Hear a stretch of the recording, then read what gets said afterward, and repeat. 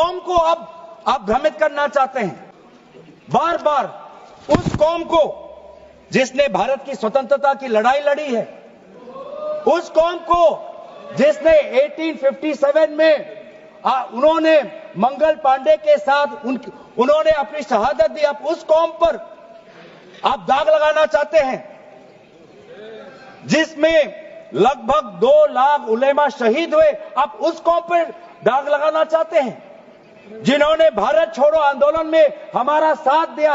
आप उस कौम पर आप दाग लगाना चाहते हैं जिन्होंने 6 अप्रैल 1930 में दांडी मार्च का सपोर्ट किया। आप उस कौम पर आप दाग लगाना चाहते हैं जिन्होंने 1926 में ब्रिटिश के डिवाइड एंड रूल को खंडन किया। आप उस कौम पर आप दाग लगाना चाहते हैं जिन्होंने मौलाना हुसैन अहमद मदानी ने 1924 में कंप्लीट इंडिपेंडेंस की मांग की। जब आप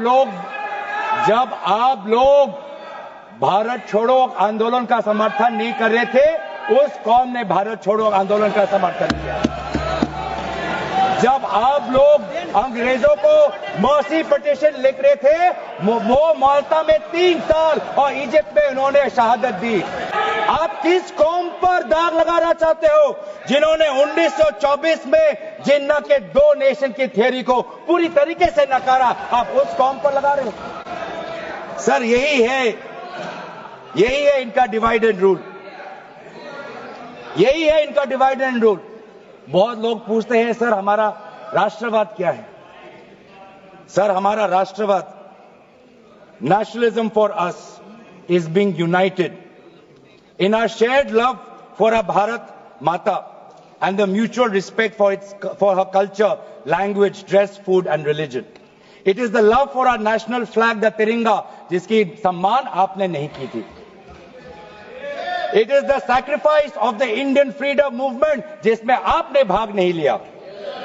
It is our thirst for knowledge to seek excellence with limited resources, to be creative, to have the courage, to acknowledge the injustice of the past and have the wisdom to build new bridges. ये है हमारा राष्ट्रवाद और ये राष्ट्रवाद आज हमारे संविधान में उल्लेखित है.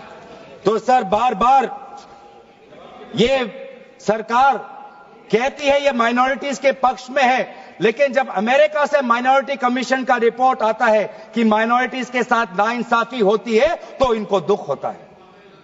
जब यूएस का रिलीजियस कमीशन का रिपोर्ट आता है तब इनको दुख होता है.